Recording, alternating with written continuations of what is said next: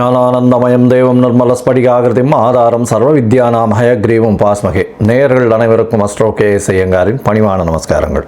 குரு வக்ர நிவர்த்தி, அதாவது குரோதி வருஷம் தை மாதம் 29ஆம் தேதி 11/2/2025 செவ்வாய்க்கிழமை, சித்த யோகம், பூச நட்சத்திரம், சனியினுடைய நட்சத்திரம், கடகராசி வேற, குரு உச்சம் பெறக்கூடிய நட்சத்திரம் வேறு.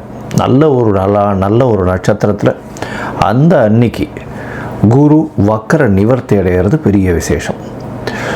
வக்ர நிவர்த்தி எவ்வளோ நாளைக்கு இருக்குது அப்படின்னா 11/2/2025 11/5/2025 வரலும் ரிஷபத்திலேயே குரு வக்ர நிவர்த்தி பெற்று நல்லபடியாக இருக்கார்.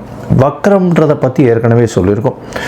அதாவது வலு இழந்து போகுதல், இல்லைன்னா பின்னுக்கு செல்லக்கூடிய மாதிரி தெரியுது ஒரு மாயை. ஏன்னா வேகமாக போகக்கூடிய கிரகங்கள் பக்கத்தில் இருக்கக்கூடிய அதே வேகத்தில் போகக்கூடியது பின்னுக்கு செல்லக்கூடியது மாதிரி ஒரு மாயை தோற்றம் இருக்கும். இதன் மூலியமாக குருவினுடைய பலன்கள் அந்த அளவு ஏற்றத்தை கொடுத்துருக்காது. இப்போ பார்த்தலையானால் குருவினுடைய பலன்கள் மிகப்பெரிய ஏற்றத்தோடு வீரியத்தோடு செயல்படக்கூடிய காலகட்டமாக அமையப்போகிறது.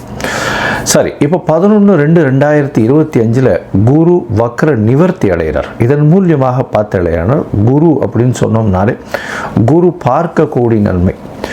குரு அப்படின்னு சொன்னோம்னாலே முழு சுவர் அப்படின்னு ஜோதிட சாஸ்திரத்தில் சொல்லக்கூடியவர் தேவகுருவான குரு அப்படின்னு சொல்லக்கூடியவர் வியாழன் கிரகத்தை தான் சொல்கிறார். இவர் இருந்த இடத்தையும் சுபப்படுத்துவார், பார்க்கக்கூடிய இடத்தையும் சுபப்படுத்துவார். இதுதான் இவருடைய பெரிய விசேஷமே. பகை என்பது எதுவுமே கிடையாது. அதை தவிர எதிர் இடத்துல போயிட்டார், அதாவது எதிராளிகளோட போயிட்டார் அப்படின்னால இதுவாக கொடுத்துருவார். அதாவது உங்களுக்கு ஒரு நல்ல வெற்றியை கொடுக்கறதுக்கு பதிலாக தோல்வியை கொடுப்பார் அப்படின்றது கிடையாது. ஒன்று குரு பார்த்தார்னா அந்த இடம் சுபப்படும், இல்லைன்னா அந்த இடத்துல ஒன்றும் இல்லாமல் அவர் ஒன்றும் பண்ண மாட்டார், அசுபப்படாது. அது குருவினுடைய ஒரு பெரிய ஏற்றம். அதனால் வெற்றி கிடைக்கும் அப்படின்னா குரு இருந்தால் வெற்றி, குரு இல்லைன்னா தோல்வி கிடைக்குமானா தோல்வி கிடைக்காது. வெற்றிக்கு அவர் வழி வகுக்க மாட்டார், அவ்வளோதான். சரி, இப்போ குரு ரிஷப ராசியில் இருக்கார். இந்த காலகட்டத்தில் பார்த்தாலேன்னா குரு பார்வை அப்படின்னு சொல்லக்கூடியது 7ஆம் இடம் அப்படின்னு சொல்லக்கூடிய விருச்சிகத்திலையும், அதாவது எல்லா கிரகங்களுக்கும் உண்டான பார்வைகள்னு சொல்லக்கூடியது 7ஆம் இடத்துல விழும். அதை தவிர விசேஷ பார்வை அப்படின்னு சொல்லக்கூடியது 5, 9 அப்படின்னு 2 இடத்த சொல்கிறோம். 5ஆம் இடம்னு சொல்லக்கூடியது கன்னியிலையும், 9ஆம் இடம்னு சொல்லக்கூடியது மகரத்திலையும் விழப்போகிறது. இதன் மூலியமாக உங்களுக்கு எல்லா விதமான வெற்றிகளும் எல்லா விதமான ஏற்றங்களும் கிடைக்கக்கூடிய காலகட்டம். குருவை ஏன் எவ்வளோ இதுவாக சொல்கிறோம் அப்படின்னா, காலபுருஷ தத்துவத்தின் 9வது ராசிக்கும் 12வது ராசிக்கும் அவர் அதிபதியாக வரார். 9வது ராசின்னு சொல்லக்கூடியது பாக்யஸ்தானம், அதாவது பிதாவை குறிக்கக்கூடியது, தந்தையை குறிக்கக்கூடிய ஸ்தானம், பிதாவை குறிக்கக்கூடிய ஸ்தானம், தந்தையின் மூலியமாக வரக்கூடிய சொத்துக்கள், அதை தவிர பாக்கியங்கள், மூதாதையர்களின் சொத்துக்கள், உங்களுக்கு நடக்கக்கூடிய விஷயங்கள் நீங்கள் நினைக்காமலே நீங்கள் எது நினைக்கிறீங்களோ அது நிற்கக்கூடிய காலகட்டமாக அமையும். அது குருவினுடைய இயல்பு. அதனால தான் குரு பார்க்கக்கூடிய நன்மை, குரு இருக்கும் வீட்டை விட பார்க்கும் இடம் அதீத பலப்படும்னு சொல்லக்கூடியது. 12ஆம் இடம்னு சொல்லக்கூடியது அயன சயன போகஸ்தானம், நல்ல விரயஸ்தானம்னு சொல்லக்கூடியது. இதில் குரு அவருடைய காலபுருஷ தத்துவத்தின் 12வது வீடாக இருக்கிறதுனால சுப செலவுகளுக்கு ரொம்ப முக்கியத்துவம். செலவுகளும் கரெக்டாக பார்த்து செலவு பண்ணணும், தேவையற்ற செலவுகள் செய்யக்கூடாது. அது தவிர வெளிநாடு இம்போர்ட் எக்ஸ்போர்ட் பிஸ்னஸ் எல்லாம் நல்லபடியாக ஏற்றம் கொடுக்கக்கூடிய விஷயங்களாக இருக்கும். மத சம்பந்தமான விஷயங்கள், மத குருமார்கள் இவர்கள் எல்லாருமே இந்த குருவினுடைய அருள் அதிகமாக இருந்தால் மட்டும்தான் அந்த பீடத்தை அலங்கரிக்க முடியும். அமைச்சர்கள், அதை தவிர கல்வியாளர்கள்னு சொல்லும்போது சொல்லிக் கொடுக்குற டீச்சர், ப்ரொஃபஸர்ஸ், அதை தவிர கோல்ட் ஸ்மித்து, அதை தவிர பார்த்தோம்னா பேங்கிங் இண்டஸ்ட்ரியில் இருக்கிறவங்க, பேங்கிங் இண்டஸ்ட்ரியிலையும் பார்த்தீங்கன்னா கேஷியர்ஸு, அந்த மாதிரியான விஷயங்களில் இருக்கிறவ ரொம்பவும் பெரிய விசேஷம். குருவினுடைய ரொம்ப தாக்கம் அதிகமாக இருந்தால் மட்டும்தான் அந்த இடத்துக்கு வர முடியும். சரி, குரு காரகத்துவம்னு சொல்லக்கூடியது பார்த்தோம்னா அவருடைய முக்கியமான காரகத்துவத்தை சொல்லும் பொழுது தனத்திற்கு அதிபதினு சொல்லக்கூடியவர் குரு, தனகாரகன்னு சொல்லக்கூடியவர். அது தவிர குழந்தைக்கு புத்திர காரகன்னு சொல்லக்கூடியவர். அதனால் பார்த்தேனால் குரு அந்த புத்திர காரக ஸ்தானத்தையோ காரகனையோ பார்த்தாரேயானால், அதாவது புத்திரஸ்தானத்தின் அதிபதியோ பார்த்தாரேயானால் அந்த ஜாதகத்திற்கு குழந்தை பிறக்கக்கூடிய வாய்ப்பு இருக்கும். எவ்வளவோ பேருக்கு குழந்தை இல்லாமல் அவள் ரொம்ப கஷ்டப்பட்டு இருக்கா. அவளுக்கு குரு பார்வை ஒரு பெரிய மாற்றத்தை ஏற்படுத்தும். இதன் மூலியமாக அவர்களுக்கு இவ்வளவு நாள் திருமணமாகி குழந்தை பிராப்தி இல்லாதவர்களுக்கும் இப்பொழுது குழந்தை பிராப்தி ஏற்படக்கூடிய பாக்கியங்கள் நிச்சயமாக கிடைக்கும். சரி, இப்போது குரு பார்த்தீர்களேயானால், குரு பார்வை அப்படின்னு சொல்லக்கூடியது 5, 7, 9 அதையும் சொல்லிட்டோம். குருவினுடைய பரிகாரங்கள் அப்படின்னு சொல்லக்கூடியது, குருவுக்கு எளிய பரிகாரங்கள் அப்படின்னு சொல்லக்கூடியது பொதுவாகவே குரு அப்படின்னு சொல்லும்பொழுது அவருக்கு ஒரு காயத்ரி மந்திரத்தை சொல்கிறோம். குருவினுடைய காயத்ரி மந்திரம் அப்படின்னு சொல்லக்கூடியது குரு பிரம்மா குரு விஷ்ணு குரு தேவோ மகேஸ்வரா குரு சாக்ஷாத் பரபிரம்மா தஸ்மை ஸ்ரீ குரவே நமஹ அப்படின்ற இந்த குரு காயத்ரி மந்திரமும், இது இல்லைன்னா ஓம் ரிஷபத்வஜாய வித்மஹே கிருணிஹஸ்தாய தீமஹி தன்னோ குரு பிரச்சோதயாத்து அப்படின்ற குரு காயத்ரி மந்திரத்தையும், அதை தவிர பார்த்தேனால்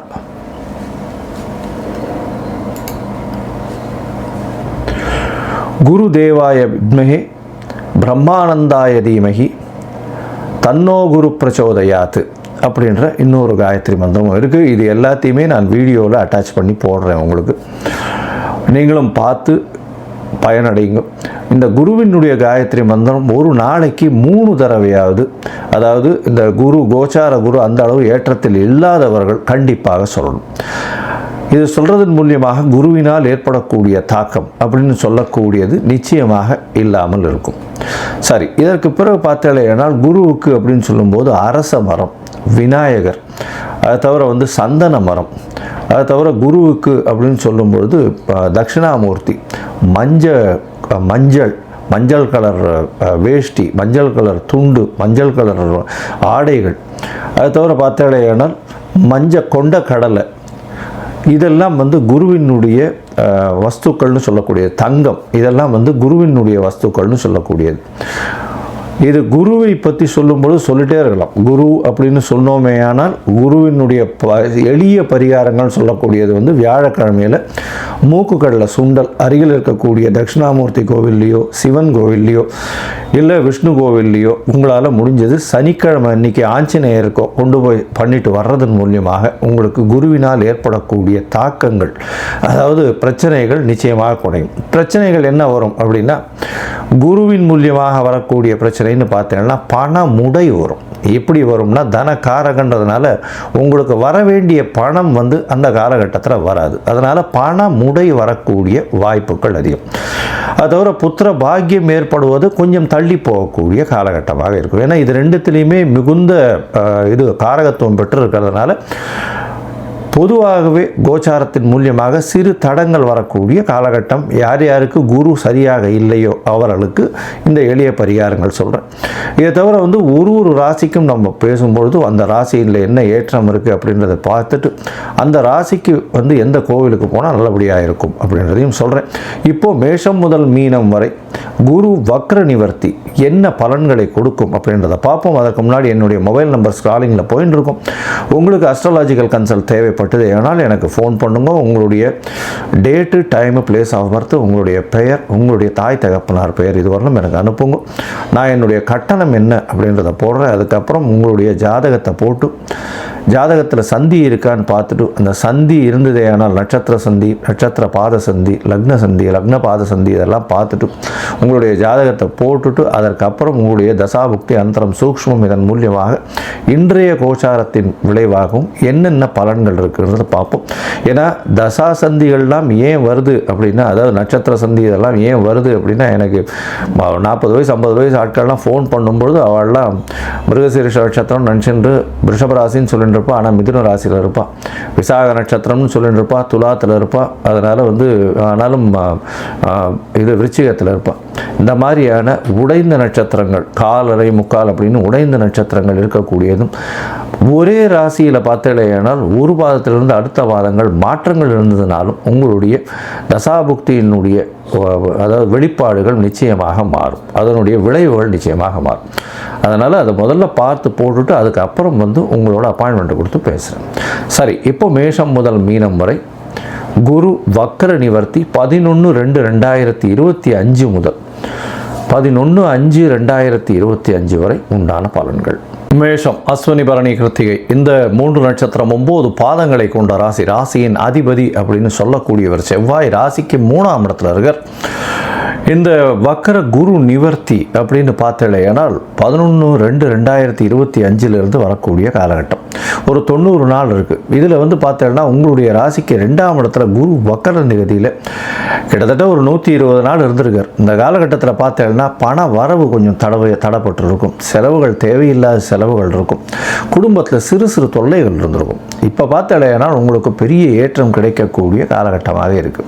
குரு 2ஆம் இடத்துல இருக்கும்போது தனம், குடும்பம், வாக்கு ஸ்தானத்திலேயே அவர் போய் உட்கார்ந்துருக்கார். அதாவது தனகாரகன் தனஸ்தானத்தில் இருக்கிறது பெரிய விசேஷம். அதுவும் வக்கர நிவர்த்தி அடைகிறார். இதை தவிர ஒரு பெரிய விசேஷம் என்ன அப்படின்னா குருவும் சுக்கிரனும் பரிவர்த்தனையாளர். அதாவது 12ஆம் இடத்துல சுக்கிரன் இந்த 90 நாட்களும் இருக்கக்கூடிய காலகட்டமாக வருது. அதாவது வக்கரகதி அடைகிறார் சுக்கிரன். அதுக்கப்புறம் ஃபுல்லாகவே இந்த 90 நாட்களும் குரு அடுத்து பயிற்சியாகிற வரலும் இங்கே இருக்கார்.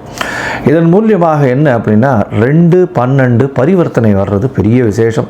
வீட்டில் சுப செலவுகள் நடக்கும், குடும்பத்தில் சந்தோஷம் இருக்கக்கூடிய காலகட்டமாக அமைய போகிறது, பேச்சில் நல்ல நளினம் இருக்கக்கூடிய காலகட்டமாக அமைய போகிறது. எந்த ஒரு வார்த்தை நீங்கள் கொடுத்தீங்கன்னாலும் அந்த வார்த்தை நிச்சயமாக ஏற்றுக்கொள்ளப்படக்கூடிய காலகட்டமாக அமையும்.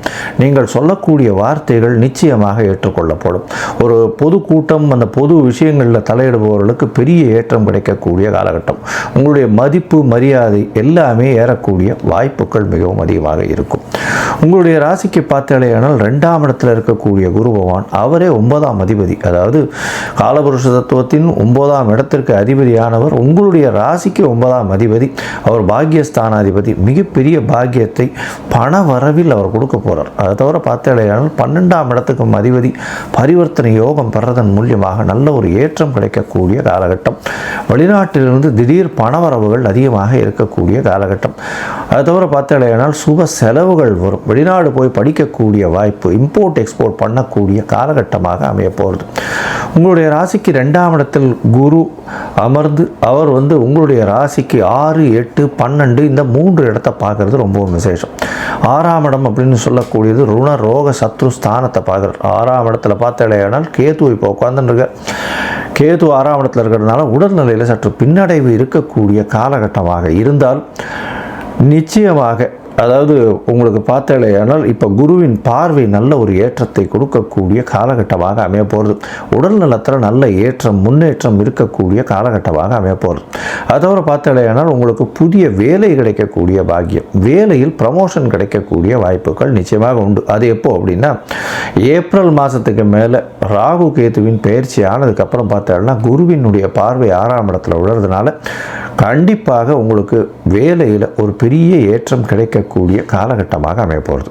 அது தவிர பார்த்தேனால் உங்களுடைய ராசிக்கு 6ஆம் இடம்னு சொல்லக்கூடிய இடத்த குரு பார்க்கறதுனால புதிய கடன் வாங்கக்கூடிய யோகம் வரும். புதிய கடன் வாங்கக்கூடிய யோகம்னா புதுசாக வீடு மனை வாங்கிறதுக்கும் தொழிலில் அபிவிருத்தி பண்ணுறதுக்காக புதிய கடன் வாங்கக்கூடிய வாய்ப்புகள் நிச்சயமாக இந்த மாதம் இந்த குரு வக்ர நிவர்த்தியில் கிடைக்க போகிறது. உங்களுடைய ராசிக்கு பார்த்தேனால் 8ஆம் இடத்தையும் குரு பார்க்குறார். 8ஆம் இடம் அப்படின்னு சொல்லக்கூடியது மறைந்த இடத்தை சொல்லக்கூடிய ஒரு விஷயம்.